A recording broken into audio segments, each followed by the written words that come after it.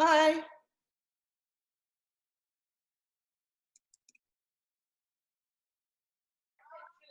Oh, How are you? good. That's good. Are you in school? No, I made my background to look like Oh, school. it looks like I was like, why are you at school? I know, but I thought it would be cute. Yes, it is. Like, so you guys can feel a little bit like we're back in class. Hi, Zeke. Hi, miss. How are you? Good. That's good.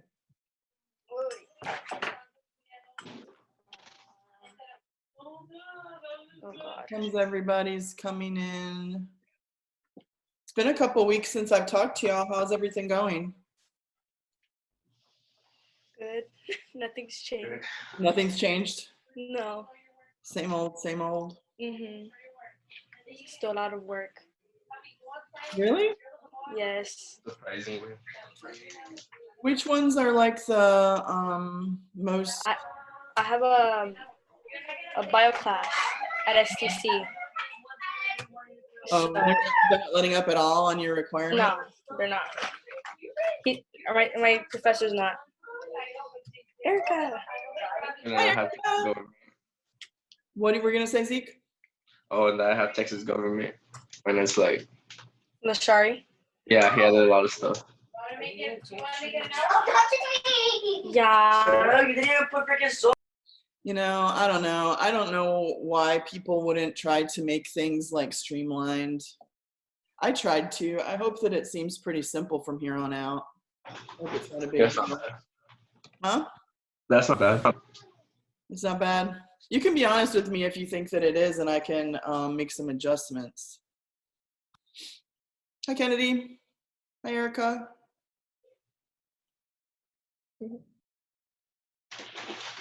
Well, I also wanted to make sure that you guys could like do stuff whenever, so that, you know, like you didn't have to be tied to turning things in at a certain time or waiting for me to put something out so that you can do it or whatever. So I'm hoping that it's helping somewhat.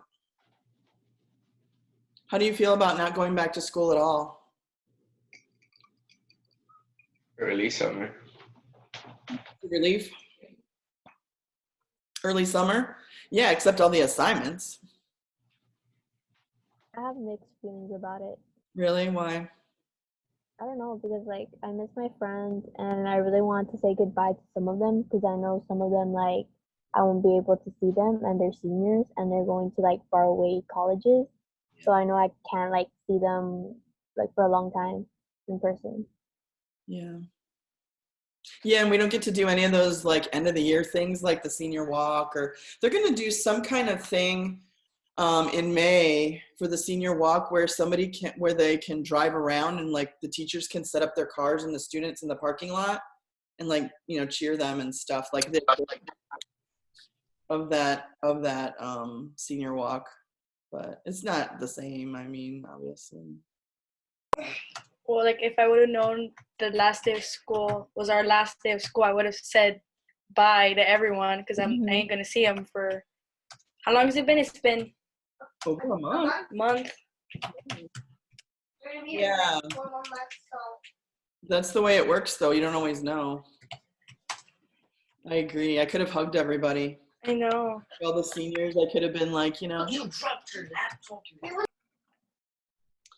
Yeah, I know it's tough. Maybe Zoom meetings help a little bit. I don't know. Just to say hi to everybody and all that good stuff. I don't know. Maybe, maybe not. I made my background look like school. Does it make you homesick for the classroom?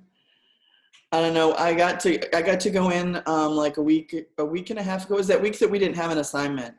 I went in because I had to get some books and one of the administrators was there, and I took some pictures while I was there because I don't know how it's going to end, so how we're going to clear out our rooms or anything.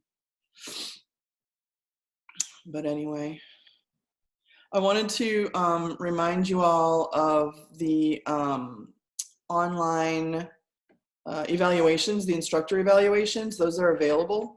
So it really does help to do those, and they are anonymous. So what happens is after the term's over, I can go in and I can look and see anything that students said about the course, things that I could improve on. So if this has been a pretty good course for you, it's probably because people in previous years told me stuff that helped me like make decisions and so on. So, you know, I encourage you to go and do those evaluations. And you know what, if you have instructors that weren't, how could you say this, like helpful to you during this time, mention that, because I do know that the department chairs read them.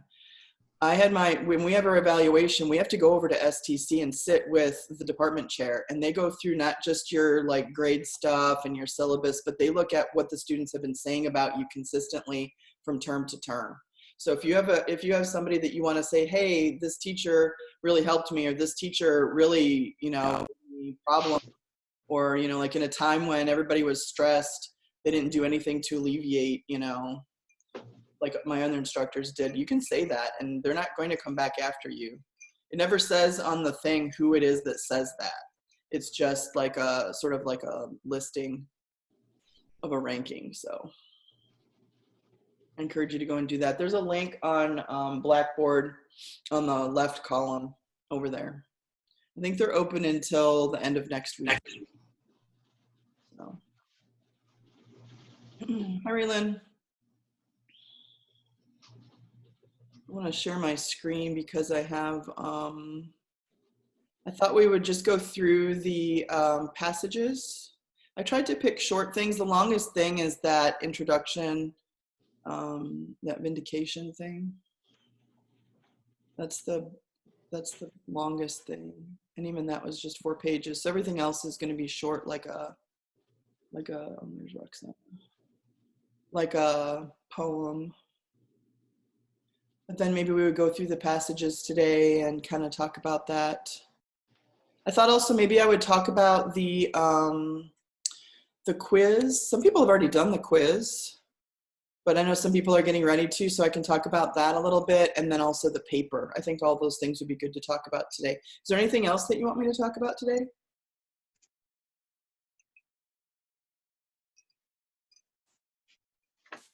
I could talk about how much I miss y'all. How much I like Zoom meetings are okay, but it's not the same kind of thing. But that just makes me sad. You know, the band sent out this video. Did you see the band video? Did you see it? No. The band director sent out a video of all the students, and in the background, like it's an overview of what the different band people remember, like their favorite memory of band or whatever, but they were playing the fight song and the alma mater underneath it, and it just started making me cry. I don't know why. It was just like so totally irrational. I've heard those songs a million times, probably literally, and I don't know, it got to me. Anyway, we're not here to be sad. We're here to be romantic, right? No. Romantic, capital R. Okay. All right, I get it. Just go through the passages. All right, so all right, so I'm gonna go to the 2 chimney sweeper poems. You should have noticed some difference in them, right? The reason that I chose these poems, let me open up the poem here. Okay. The chimney sweeper, there's one that's from Blake's collection of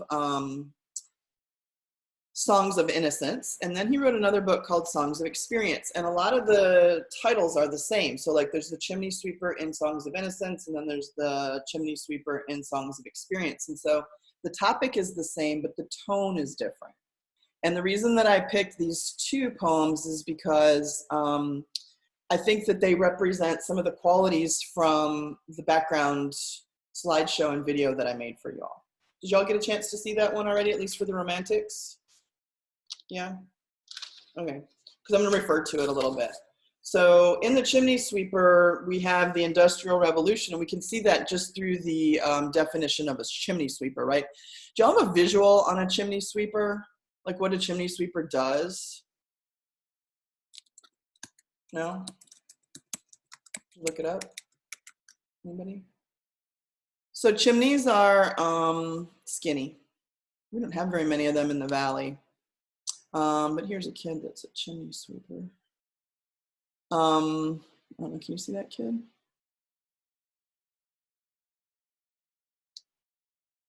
So because the chimneys are so narrow and it's the way that people heated their house, they got dirty with soot and, you know, like crud on the inside of those chimneys, and they would catch fire. So you didn't want that to happen to your house, and so you would hire somebody to sweep your chimney, and the only people who could get in there were children. So child labor, right? And it was dangerous. They died. They were breathing in all that soot. You can see he hasn't got a safety mask, right? He hasn't got an N95 situation going on or anything like that.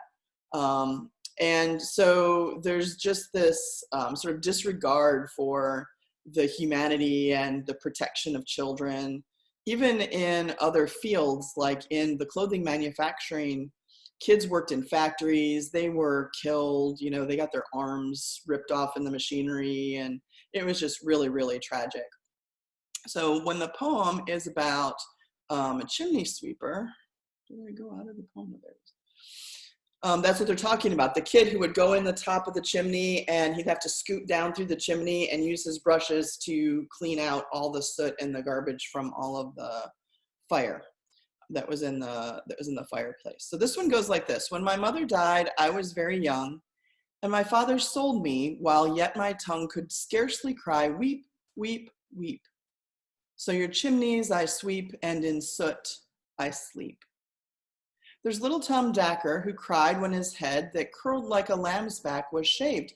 So I said, hush, Tom, never mind it, for when your head's bare, you know that the soot cannot spoil your white hair. And so he was quiet, and that very night, as Tom was a-sleeping, he had such a sight, that thousands of sweepers, Dick, Joe, Ned, and Jack, were all of them locked up in coffins of black. And by came an angel who had a bright key, and he opened the coffins and set them all free. Then down a green plain, leaping, laughing they run, and wash in a river and shine in the sun. Then naked and white, all their bags left behind, they rise upon clouds and sport in the wind. And the angel told Tom if he'd be a good boy, he'd have God for his father and never want joy. And so Tom awoke, and we rose in the dark and got with our bags and brushes to work. Though the morning was cold, Tom was happy and warm. So if all do their duty, they need not fear harm. Okay, so this, any impressions that you want to talk about with this little portrait of a chimney sweeper? Anything that stuck out to you?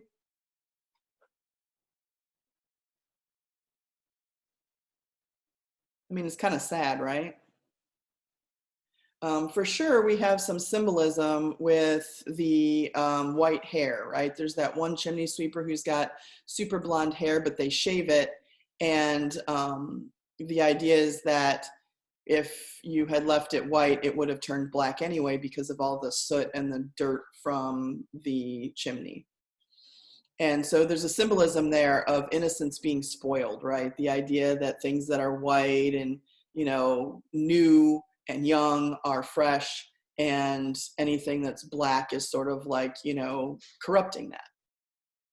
So in this poem, we have that idea that as a chimney sweeper, not only are they physically corrupted by the grime, but they're also emotionally stunted. I mean, like when you're 5, 6, 7 years old, you're going to work for 10, 15 hours a day going down chimneys. That's, you know, something we usually try to protect children from if we can.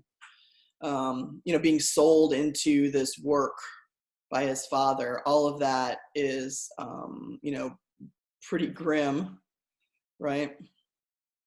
And then the idea, of course, in the poem that the only escape that they really have is what? Death, yeah. God. Yeah. Tom has this dream that he went to heaven, this angel brought him to heaven. And so the only relief that they really have from this life is death. Of course, the relief that they'll really have will be when they grow old enough to not fit down a chimney anymore, and they'll have to go work in the factory. But the idea that makes them happy to go to work the next day is that someday they'll be in heaven. And there's another thing that we try to protect children from, right? Like, we don't want to think that the only thing you have to look forward to in life is when you die. And maybe you'll go to heaven and, you know, be God's child in heaven. But it's sort of a simplistic, childish viewpoint in this poem. And so it's from the Songs of Innocence in that way.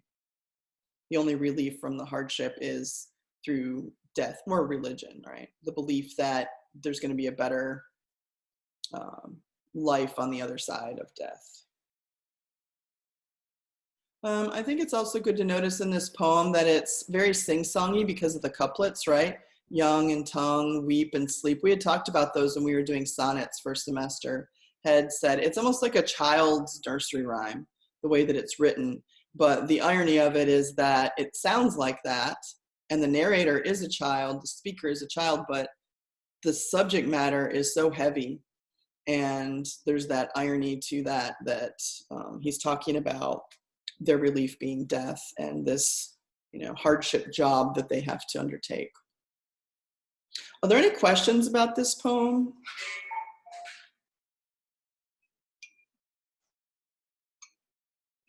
I have my green tea. Did I hit on mainly the things that you were thinking when you were reading it? Okay. So this one touches on religion, but it's more of a concept and a separation from the speaker.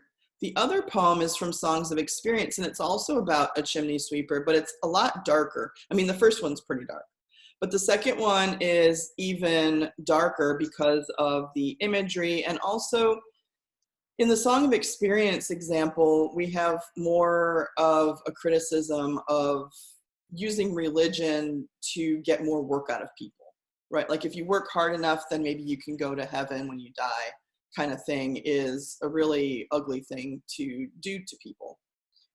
It's sort of like the speaker sees through that little trick that works with children. You know, like, you can get kids to do anything in really simple ways, but when they get older, it's harder and harder to manipulate them. So now we see in this one a speaker that it kind of sees through that hypocrisy and sees through that oppression. And it's a much darker poem because you don't get the relief of heaven in it like you do in the Songs of Innocence. So let me read this one and you can think about that while I'm reading. A little black thing among the snow, crying, weep, weep, in notes of woe. Where are thy father and mother? Say, they are both gone up to the church to pray, because I was happy upon the heath and smiled among the winter snow. They clothed me in the clothes of death and taught me to sing the notes of woe. And because I am happy and dance and sing, they think they have done me no injury and are gone to praise God and his priest and king, who make up a heaven of our misery. So this one has a different tone to it, right? I'm looking for where I can get back to the thing.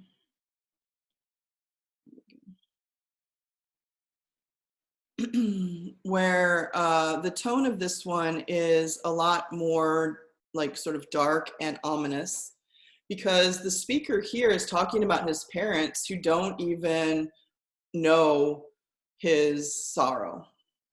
And instead they're thanking God for him having a job, but they think that he's okay, and they make up a heaven of our misery is probably the kicker line there, right? They think that because we smile and sing like children do, that we're okay. And basically the poem is saying we're not okay. We're clothed in the clothes of death. And so this one doesn't have the relief of heaven. Instead, it has the parents who are off to thank God. We don't have that, you know, glorious scene where all the boys can be delivered to a place where they can sing and play in heaven. And so this one from the Song of Experience is a lot more complicated in that way. The speaker has a realization. So if it's the same speaker from the first poem to the second poem, then that speaker you know, had some reflection and grew up a little bit or has a different perspective now. And so these two poems, I picked them because I think they really display the time period, right? The Industrial Revolution is reflected in these poems. The dramatized speaker, the speaker that is in a dramatic situation, is a hallmark of Romantic writing. So these two poems kind of give us those elements from the background information. I think if I was talking about devices, remember how we noticed that the first poem had couplets all the way through. This one starts with couplets, but then it stops and the format shifts in terms of the rhyme scheme. Snow and woe, say and pray, that's kind of like the first poem, those couplet sets. But then we get heath, snow, death, and woe. Heath and death are I rhyme. They're not actual rhyme. You only get that TH sound on the end. And then you have sing, injury, king, and misery. So again, you have like sort of a mismatch. You don't have a complete couplet sets in the ending two stanzas of the poem. And that's probably depicting the experience, right? Everything isn't all sing-songy like a children's story in the experience level. Is there anything else that you want me to talk about with these? What I tried to do was just now relate them to the slideshow and some of the things that they talk about in the slideshow. Anybody? Miss, I have a question. Okay. For the quiz, are the like questions on the quiz, are they gonna be like, for example, on the stuff covered in the slideshows and the notes and then like stories, or is it gonna be also like more stuff that's in the book? No, it's just from the slideshows. And it's open note. So I wrote the quiz with the idea that you can just refer to your notes to get the answers. Okay, all right, thank you. Yeah, no, I'm not going to ask questions about the pieces. The pieces are kind of there as examples of the things that are in the slideshow. So the slideshow says that in the Romantic period, there were these qualities, and then these are showing you those qualities. But I'm not going to ask you any questions. There are some questions about the authors and like which time period they belong to. Because in the slideshow, if you remember, in each one of them, maybe you've only done the Romantic one, I kind of left it open for you to do it in whatever order makes sense to you or whatever time frame, rather. But at the end, you should pay attention, as far as the quiz goes, you should pay attention to the ending slides. Because I tried to pick out for each time period who are like the top British writers that you might hear of again. And you can associate them then with the right time period. So there are questions on the quiz about the writers and their time periods. But like I said, it's open notes. So if you have that written down, it's also not on a lockdown browser. So I just want to make sure that you know it. You know what I mean? Like you're aware of the time periods and stuff. Yeah. But yeah, do pay attention to the authors. There are some questions about which era they belong to. Okay, especially the ones that we read. So no, there aren't any questions like what is the main theme of Chimney Sweeper? That's not a quiz question. It's not like what is the metaphor on line 12 of the, she walks in beauty, none of that stuff. I think there's only 20 questions on the quiz. I mean, it's minimal. Plus you get to use your notes. So I'm hoping that they're good grades. Like the Paradise Lost test was pretty good. Most people did pretty well on that test. So I'm hoping that the quiz at the end is not a huge challenge. That's why I made it open notes and, Okay, anything else about Chimney Sweeper? All right. Let's move on to She Walks in Beauty. This is a beautiful poem, right? And so this one kind of demonstrates that overflow of emotion that we see with the Romantic period. Also the nature element that we see. And so I chose this one to demonstrate those two things. George Gordon was obviously a poet in the time period, but we call him Lord Byron sometimes. This should say Lord. His actual name was George Gordon. But when he was, I don't know, like 11 or 12 years old, he was at school. He was away at like, like a prep school. And he got called into the principal's office, and he found out that one of his obscure uncles had died, and he was the new Lord Byron when he was 11 or 12 or something like that. And he was a writer and a poet, but he had a lot of money because of his estate. So he traveled around, and I had to take a whole class in graduate school on Byron. We read all Byron all the time. And this is the best poem. That doesn't sound great, I know. I'm not a big Byron fan. He wrote a lot of long stuff, and he was very, how do you say this? Arrogant and full of himself and his greatness. Now I'm clouding you against this author, but his poetry is beautiful, and much of what he wrote is very, very good, and he's a good example of the romantic poet, so I chose She Walks in Beauty. Let me read it for you, and then we'll talk about it a little bit. Is that working for you? Yeah. It's always good to hear a poem out loud, and I don't get to talk to you that much anymore, so. She Walks in Beauty. She walks in beauty like the night of cloudless climes and starry skies, and all that's best of dark and bright meet in her aspect and her eyes. Thus mellowed to that tender light which heaven to gaudy day denies. One shade the more, one ray the less, had half impaired the nameless grace which waves in every raven tress, or softly lightens o'er her face, where thoughts serenely sweet express how pure, how dear their dwelling place. And on that cheek and o'er that brow, so soft, so calm yet eloquent, the smiles that win, the tints that glow, but tell of days in goodness spent, a mind at peace with all below, a heart whose love is innocent. Okay, so it's a poem of praise. The speaker is praising the beauty of a woman, and he's comparing her to various elements of nature, right? So we have that glorification of the simple, like we see in romantic writing, taking something like an average person's beauty and elevating it. And we also have that element of nature, right? Nature, a comparison to nature and the sublime is a big concept in romantic writing.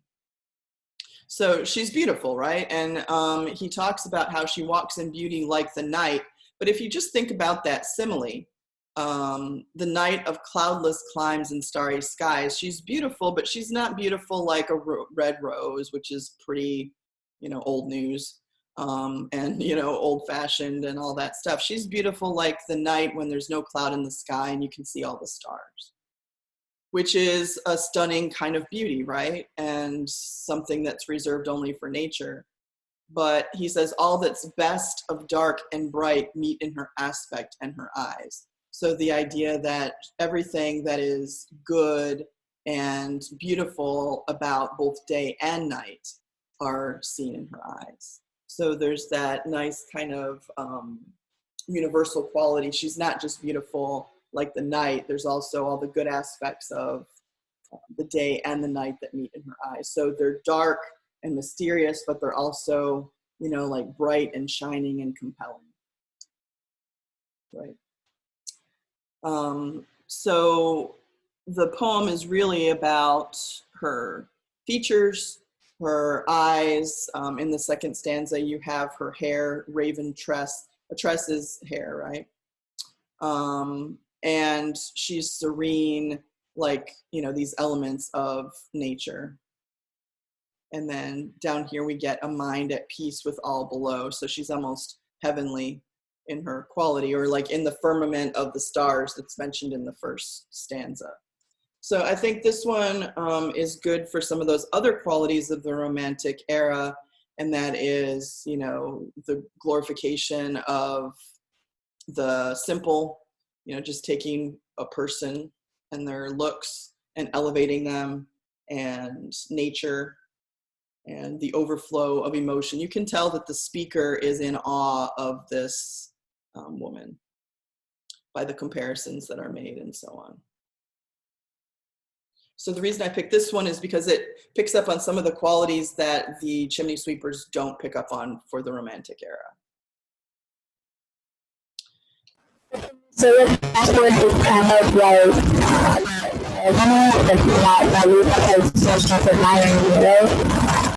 I could not hear that. That was so bad. That sounded like an attack of robots in the future. It was like, woo! Yeah. Okay. Was that you? missing Eric? Was that you? I don't know who it was, or was it Roxana? Who was it? I don't know. Who. That wasn't me. Oh, okay. Well, what was the comment? your signal. I'm so sorry. It's bad. Okay, that's better. Sounds like a radio, man. Oh my god. Well, what's the question? Is this like kind of central on love and not really like he's just admiring her, right? Did anybody catch that? What? Can you text the question to me on? Oh my god. Okay, all right. Just text it to me real quick, and I'll flip over to the text thing, and we'll find out what she's asking. I think I heard the word love in there, but I'm not 100% sure. So just text me real quick, and I'll look at it.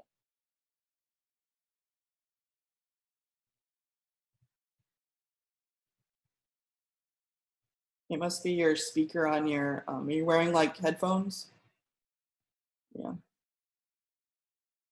Probably dragged your speaker around somewhere and it got stuck in a door or something.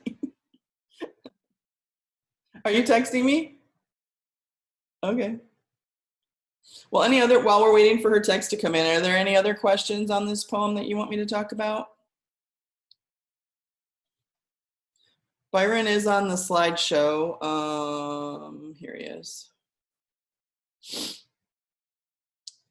I don't think you need to know what they look like, but sometimes it's kind of interesting to see. I think also what's interesting on these slides is you can see also the artistic style of the time period, right? They're all brooding. They're these dark backgrounds and like they're looking off into, thoughtful reverie, all of them.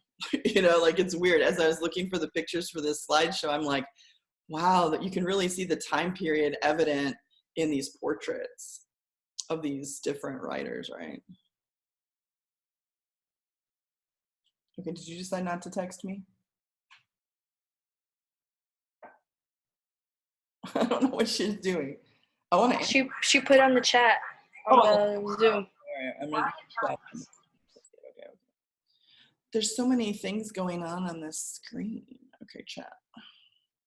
Okay, so this kind of go with love, but not really because he's just admiring her. Yeah, well, I mean, love starts with admiring, right? I mean, you have to be attracted to somebody first before love can happen down the road. But I do think that he's admiring the beauty of the, object of his affection.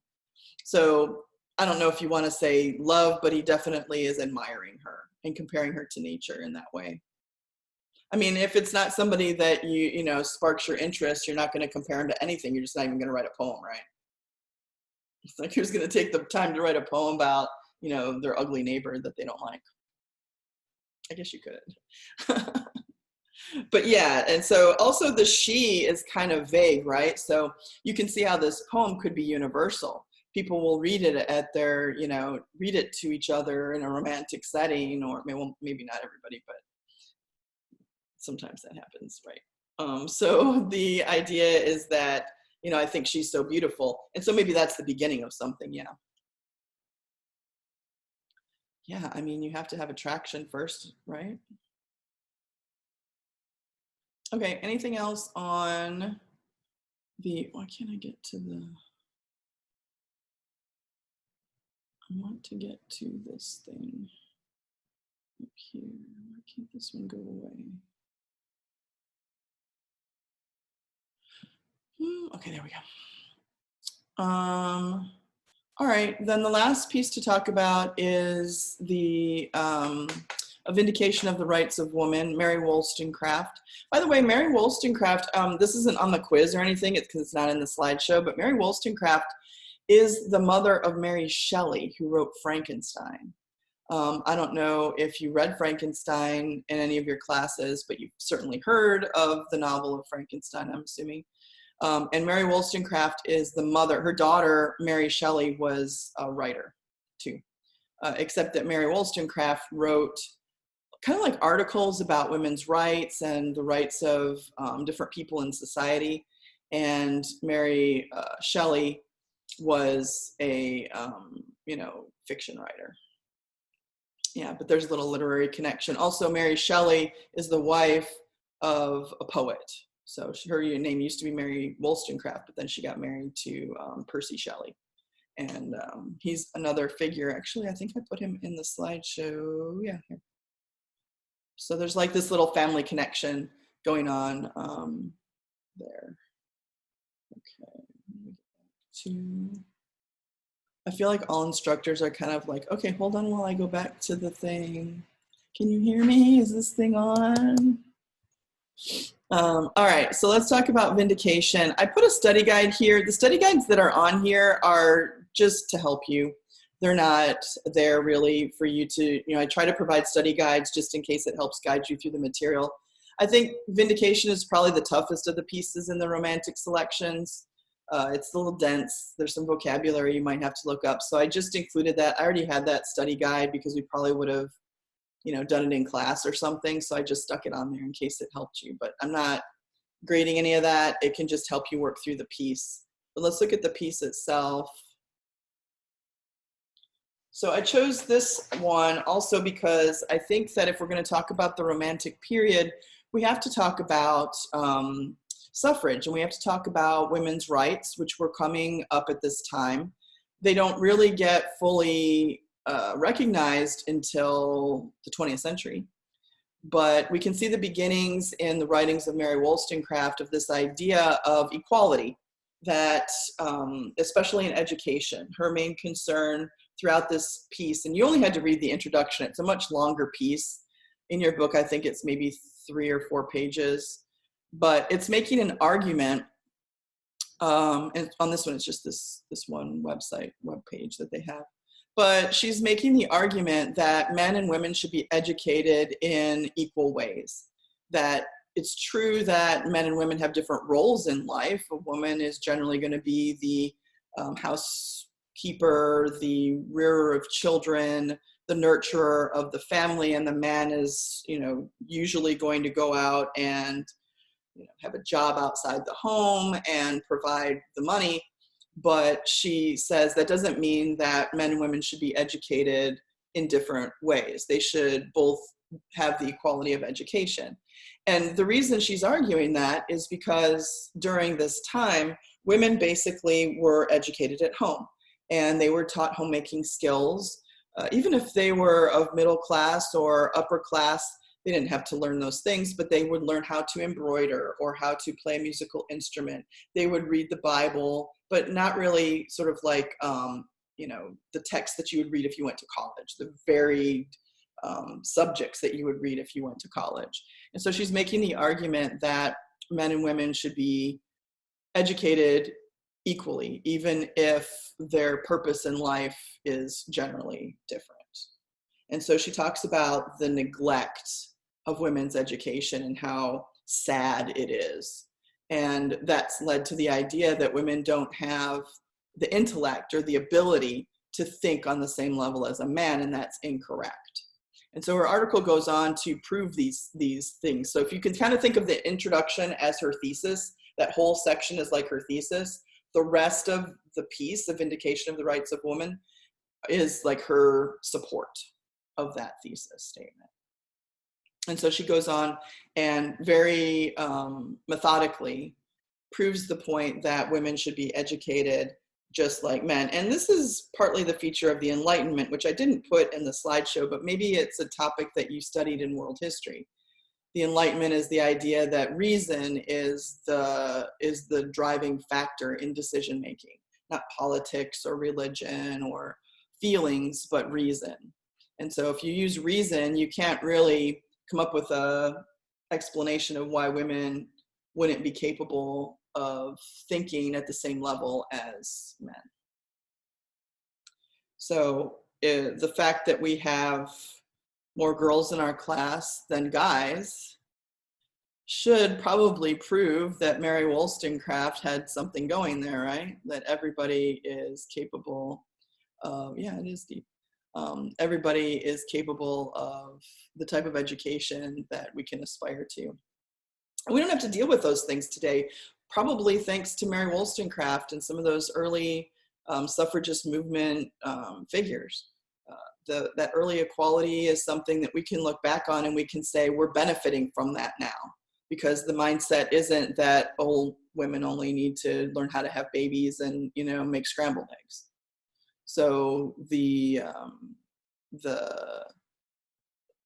kind of owe that in a way to women like Mary Wollstonecraft, who are making these arguments. And, you know, here's the irony, right? As she's making this argument, she's doing it in such an educated and organized way with a vocabulary that's on par with anybody else who's writing at this time. And so you can't really argue with her when she's using the same forms of argumentation that men use. You can't say, well, women are dumb. Well, how do you say that when you read an article like that that's written so astutely and with such sound reason? You can't. So the article itself is proof of her point, which is pretty cool.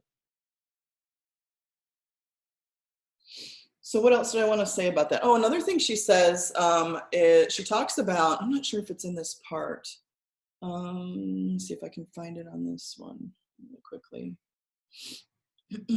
So feminism grew a little bit more. Yeah, as we start going through time periods, we start to see women standing up for their own rights and their, you know, like, imagine if you wanted to go to school, everybody's thinking about their college plans. What if only the boys could think about their college plans because girls couldn't go? I mean, imagine being 15, 16, 18 years old, knowing that you had a brilliant mind, but it was really going to terminate with whatever your, you know, nanny could teach you. That's frustrating, right? So yeah, she's making an argument how women should have that ability.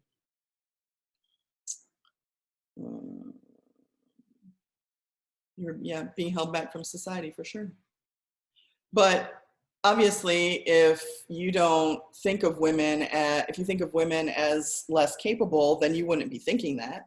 You wouldn't be thinking that society is holding them back. You would think, well, your education only needs to prepare you for your future. And if your future is to have children, and so then why do you need to go and read Aristotle and understand Latin and, you know, read the great histories of the world?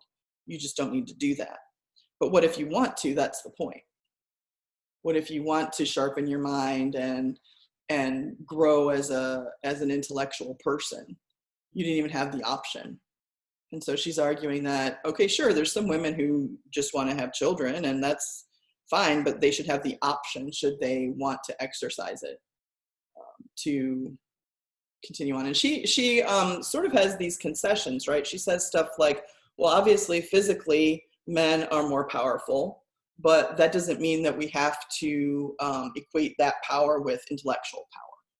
So she kind of like takes the arguments that people would normally make about how women are inferior, well, they're physically smaller, they're less powerful, et cetera, and she turns those around and says that doesn't mean that they need to be inferior in other ways.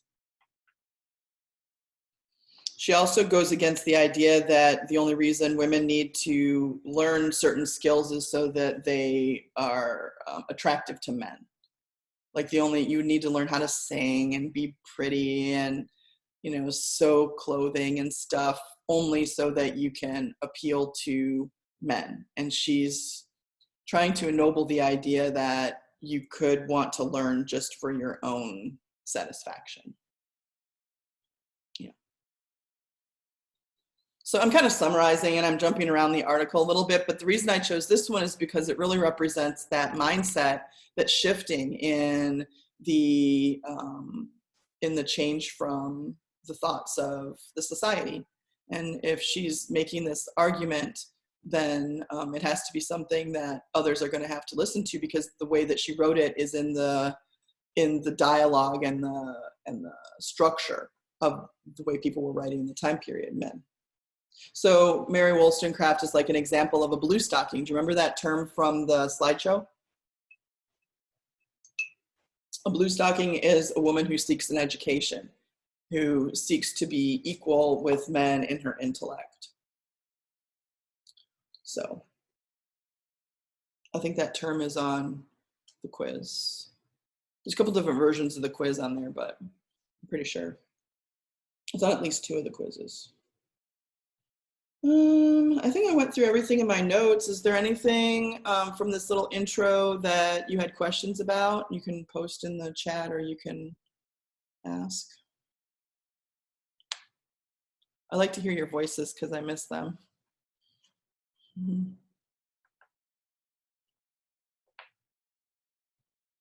Miss, I was like, when I was reading the story, I was like kind of using like the study guide like as a reference, and then towards like question like 11 and on, because I was reading the story from the book, the piece from the book, and then like from question like 11 and on, I wasn't sure where to find some of the.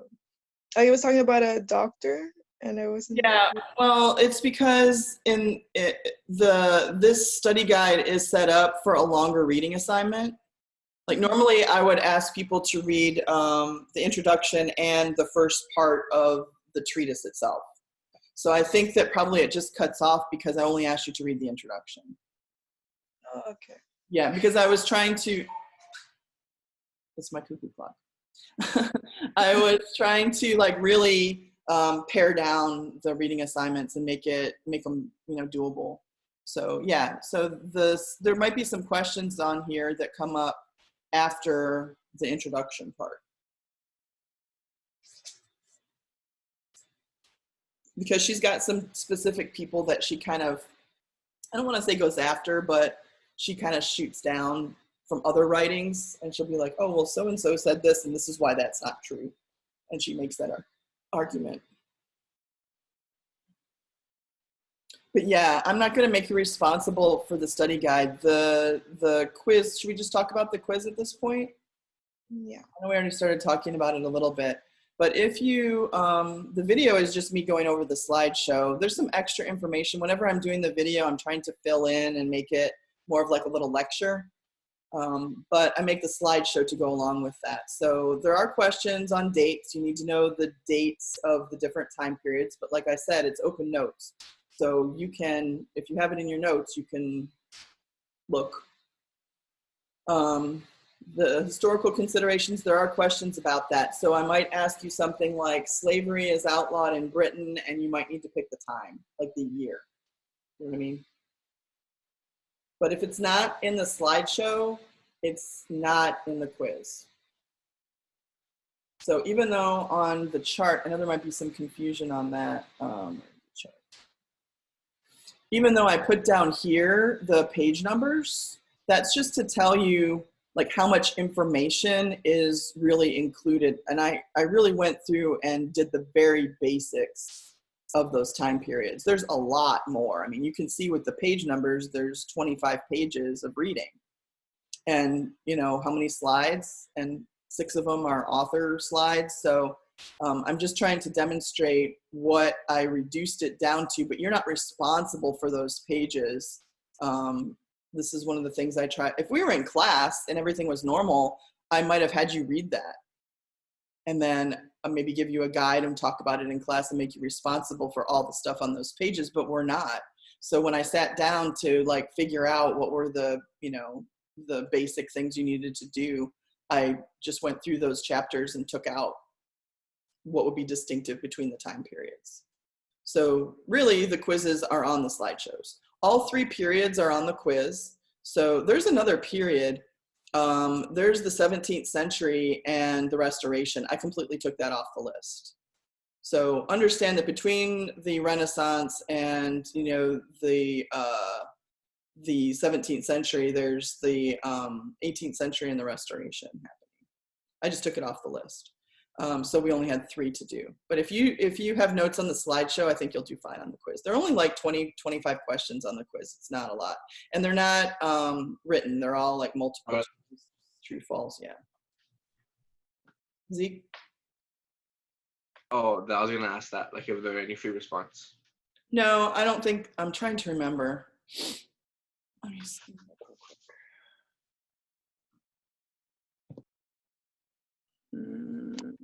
But if they're all true and false, do we get our grade right, like right there and then? I think so. Let me go to it. I wrote it like last week, so I don't want to say something that isn't true.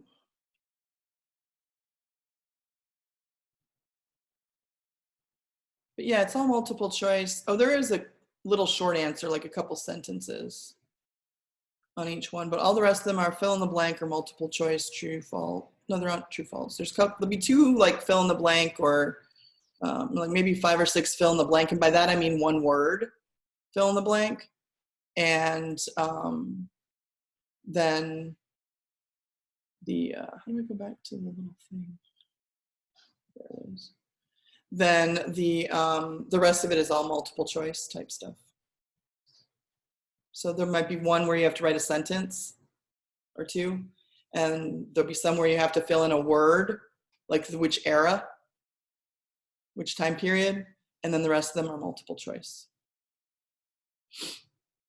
I don't know if that helps. Is there a time limit for it?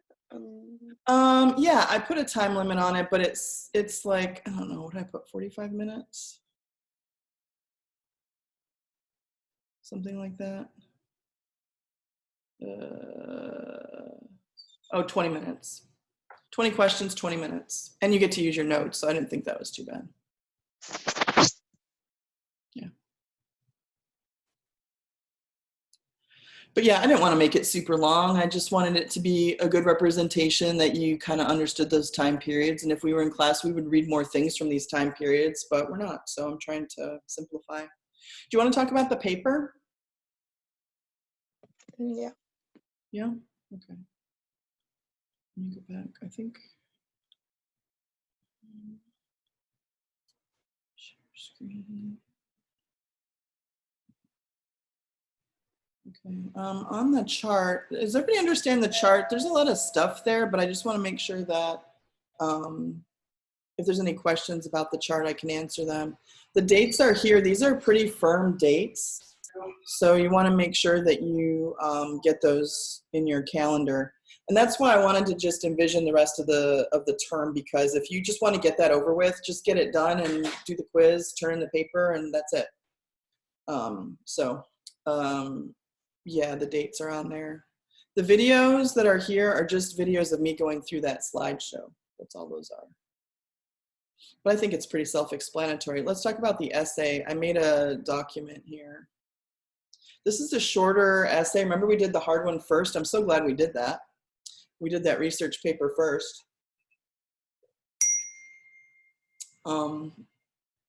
So the analytical essay is different from a research paper because the analytical essay does not include outside sources. The only source that you're using is the text. And I picked stories that were all in the 20th century, so they're a little easier to read. Plus, they're all in your textbook. So you can choose any one of these stories here, and you're going to write a no less than 4 full pages, no more than 5 full pages paper in MLA. Oh, look who's here. Mailman. They can't see you. There he is. Mailman has come. Oh, okay, that's good. More makeup stuff. Well, I have been purchasing a few things. You have been. Well, it's boring, you know. Uh-huh. Normally I would just be out buying these things. Oh, I see. Buying, spending. Who's in here? Kennedy's here. Hey, Kennedy. And Erica's here. Can't see your face. Where are you? Well, you know, they just Hiding. woke up. There she is. She's showing you her. She's waving Where are to you. Okay. I'm scared. Who's I'm scared? That's Zeke. He was on earlier. I don't know. Melinda's here. I miss you Roxanne's guys. here. Oh, he's gonna come on. What are you Giovanna. eating, There's Zeke. Kennedy? I'm drinking water. Oh, okay. We got to stay hydrated for these literary discussions. Yes, we need lots of water in the brain. Let's see, Yeah. who else is there? Kelly's there, and Juliana's there. I don't know some of these people. Giovanna. You don't have to know everybody. I don't know Giovanna. Anywho, good to see you guys. Special guest star. Who's the guest star? You. Oh. Okay, so back to the paper. So the idea is that you're going to pick one of these stories. I would say maybe just go to each one and kind of skim it and see which one appeals to you. It does not matter to me which story you pick. So you can just pick whichever one. I put the page numbers depending on which book you have. And then when you read the story, you're going to come up with some observation. It needs to be your observation. You're not looking up what other people have had to say about this story. You're not trying to use what other people have said and report on those things. You're saying, wow, that really teaches an interesting lesson to everybody who reads it. And I think the lesson is this. And then you prove it by writing about the story. I did put some details on here, and I'll get to those in a second. So that's the basic assignment. The due date is Saturday. I had already put that on the chart. And you're going to submit on Blackboard. Saturday the 9th is really as much time. My grades are due on the 18th, and so I'm going to have to read all the papers. So I want to make sure that there's enough time for me to do that. You can certainly turn it in early. If you just want to be done, just write the paper and turn it in. However, if you know that it's a good opportunity to improve your grade, then you can on this essay, because we're at home, I don't get to come into class and talk to you regularly about the paper, you can send me drafts. I know that we didn't do that with the research paper, but with this paper, if you write a thesis and an intro and you're not sure about it, just shoot it to me, share it with me, and you can get some feedback that way if you would like. There's no extra bonus points for that, although maybe your final draft will be better if you get feedback as you're working on your draft. But I'm going to cut off the feedback on Wednesday, May 6th. So it's due on the 9th. If you don't have it to me for feedback by the 6th, then I'm not going to have time to look at it. So you can, send me a draft, you can send me a half a paper, you can say, how is my thesis, whatever, and I'll give you feedback on that up until May 6th, because by then you should be finalizing the paper and getting it ready for the 9th. If I don't do that, then I get a rush of papers on the 8th or on the 9th in the morning, and I physically don't have enough time to go through 15 papers and get them back for you to work on to turn in before the deadline.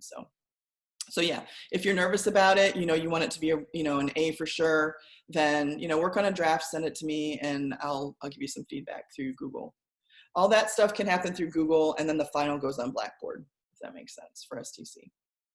There's a few little definitions of literary analysis, but I basically just went over that. It means making an original, insightful observation about a piece of literature and then supporting that. So you're going to be quoting from your story, whichever one you pick.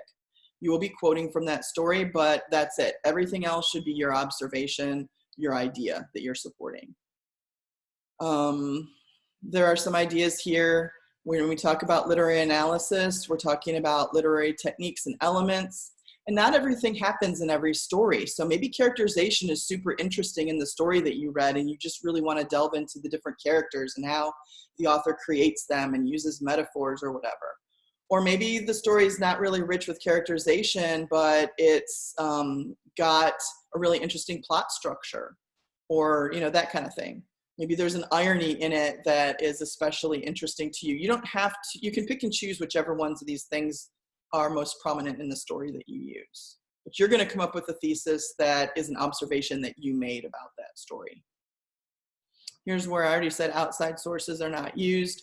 So you can make a works cited, but the only thing that would be on a works cited would be your textbook, because that's the only source that you're using. I don't know if you know the term TLDR, but it means too long didn't read. Basically, read a story and write a 4 to 5 page essay in which you explain a complex literary observation you had, not that you read, I believe you all are capable of coming up with interesting ideas from the things that you read. So it should be supporting an idea that you had when you read the story. I shouldn't be able to find that, written anyplace else. I put some thesis examples. This one is from a poem. This one's from Othello. This one's from Paradise Lost. So these are examples of thesis statements for literary analysis. They're not ones that you would use for this one because this is about one of the stories above, but I wanted to give you an example of what would be some good thesis statements that could support a 4-page paper. You want your thesis statement to have enough in it that you could write 4 pages about it. Like if you just say, the character of Lucy is charming. I don't think it's going to take you 4 pages. You're going to run out of material, to prove something that's too simple and too narrow. So you have to pick a thesis statement that's broad enough that you'll be able to write about it for 4 pages, but not so broad that it's really a 10-page paper.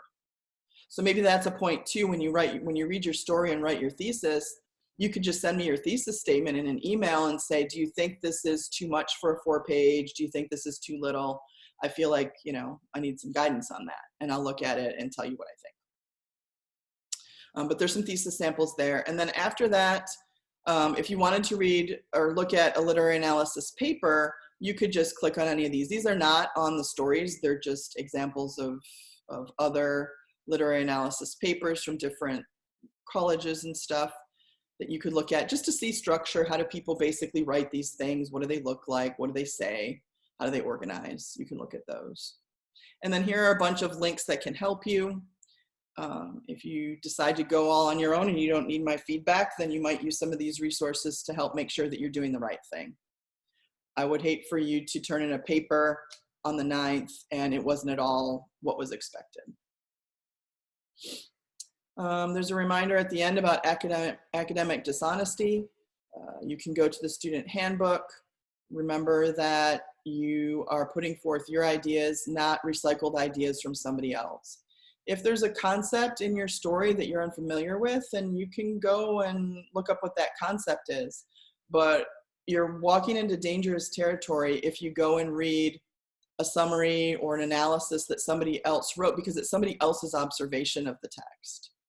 And what can happen in that situation is you can say, oh, okay, I understand that. I'm going to go write my own paper. But maybe those ideas seep into your paper in a way that alerts me or alerts the safe assign on Blackboard.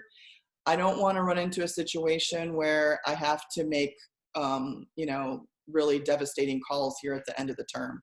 I want to end the term so that everybody can get a good grade. Everybody can, get their transcripts in good order.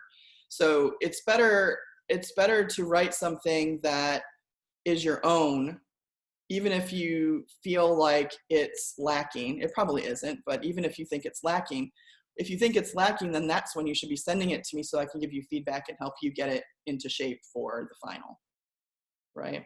But please don't risk it. I've had some situations, fewer this year than last year, but Mr. Ramos is going bonkers finding plagiarism. I think he's dismissed 5 kids just since the lockdown from the STC course for copying their work. So I really, really don't want that to happen. I don't think it's going to happen, but I really need to caution you. It gets tempting.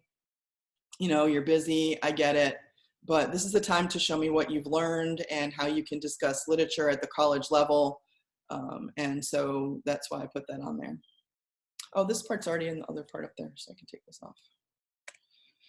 All right, questions? Is there anything I didn't talk about with the paper that you would like for me to talk about?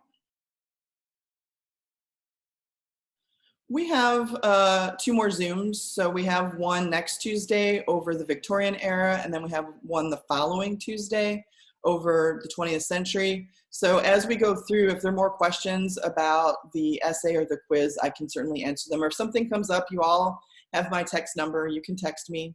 I'm getting texts all the time from people like, hey, what does this mean? Or, I can't access the whatever on Schoology or whatever. I'm aware of that pretty much all the time. So anything else you want to talk about? Y'all doing okay mentally? No. I had a nightmare the other night. I'm trying to shake it. I don't know. What happened? My sister is a nurse. My sister is a nurse in Detroit, in the inner city Detroit.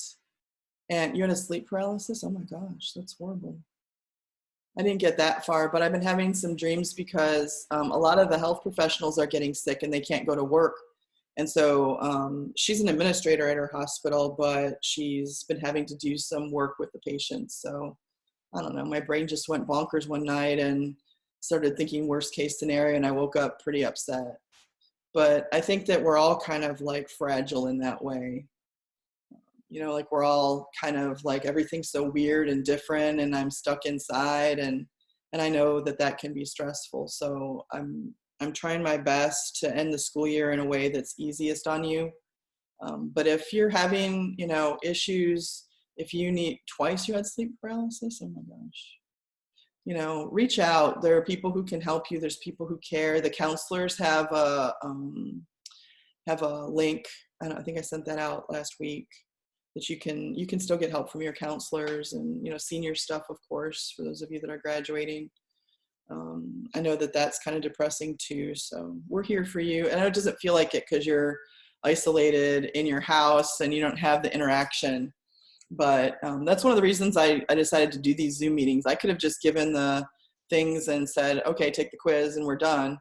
But I kind of want to see you and interact with you. And I know that it's probably a healthy thing for you guys too. So.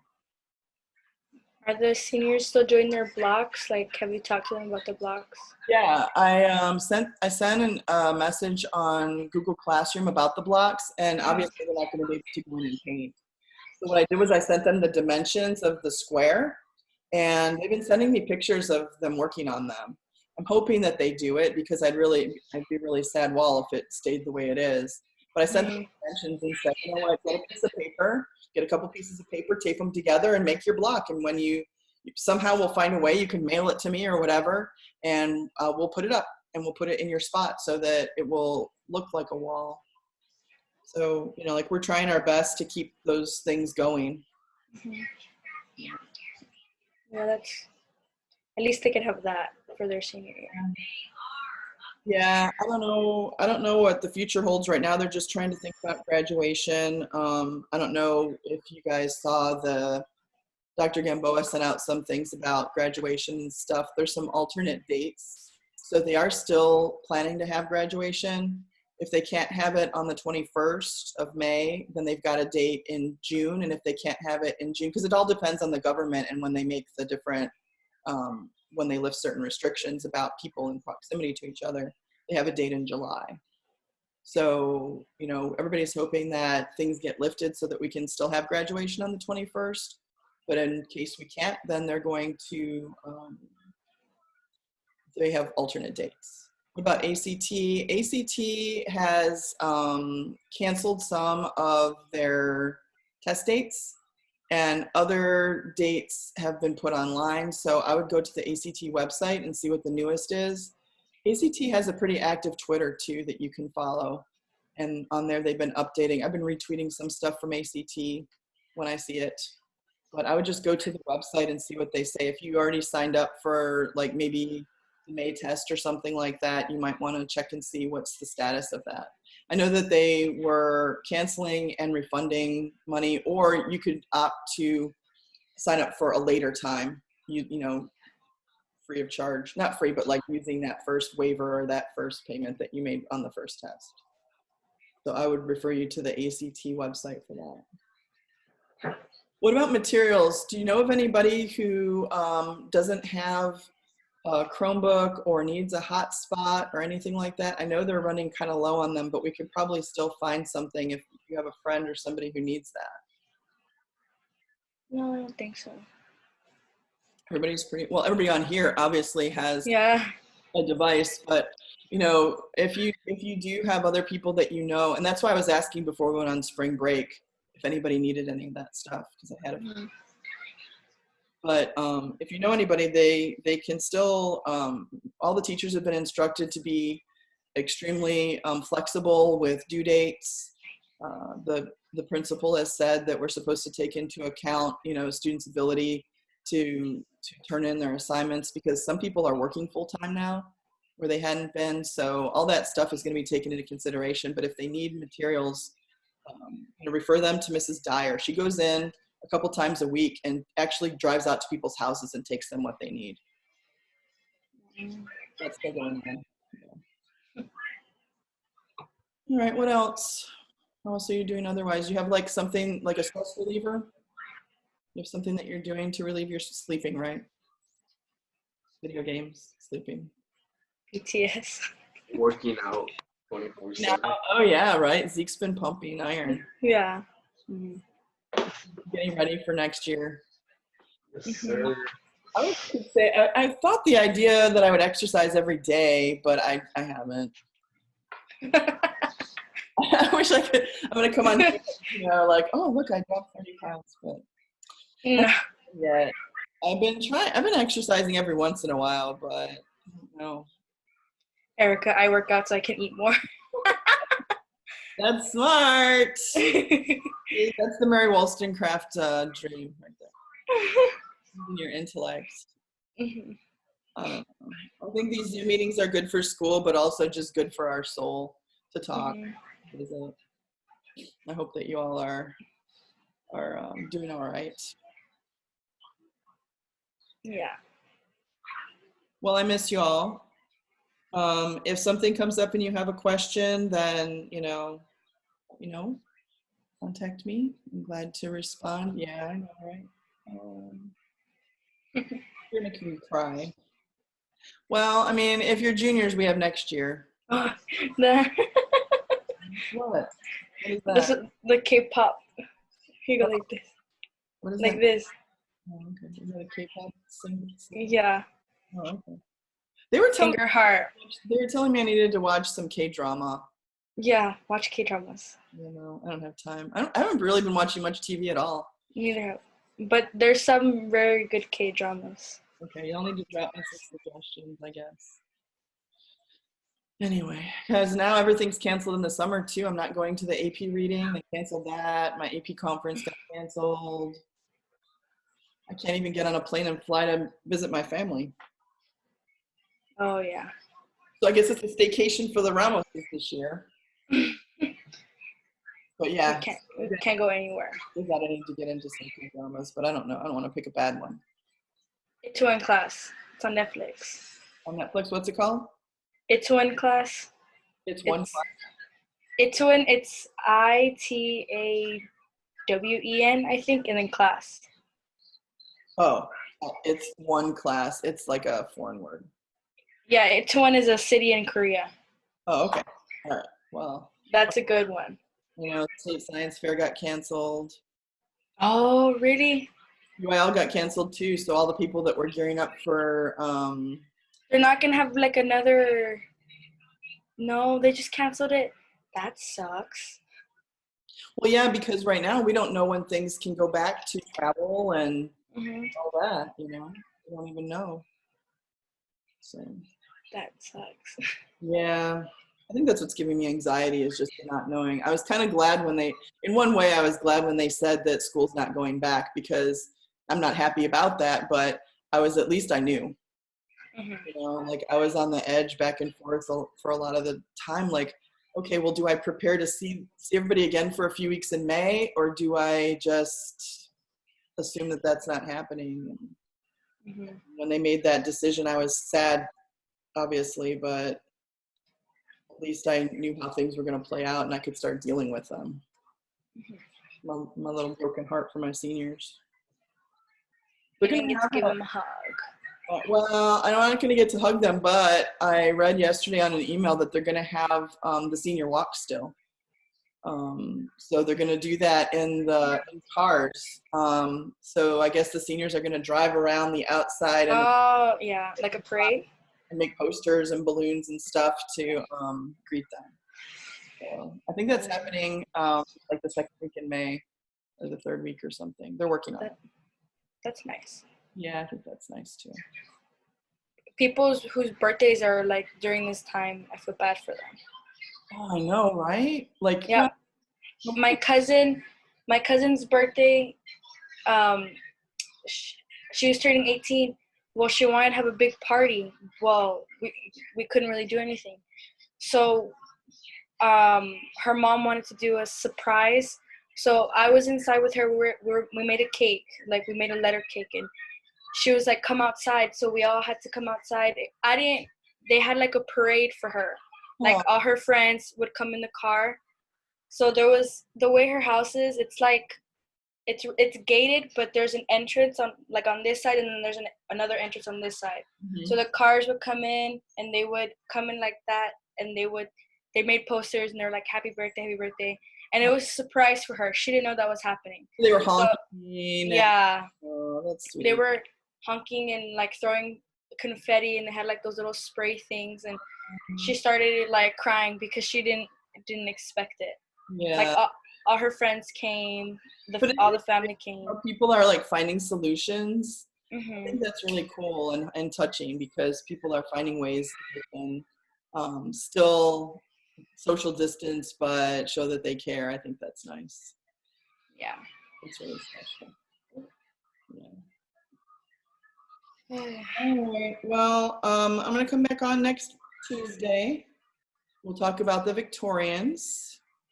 So you can work ahead if you want. Like I said, you don't have to show up to these. If it helps you, great. The videos will be available, but mainly it's the quiz and the paper. So Okay. if you need something or you want me to help you with the paper, then just let me know. All right. Okay? Okay. All right. I hope you all take care. Wear your masks and wash your hands, and we'll all be together soon, okay? Okay. Bye, Miss. All right. I love you all. Take care. Bye. Bye.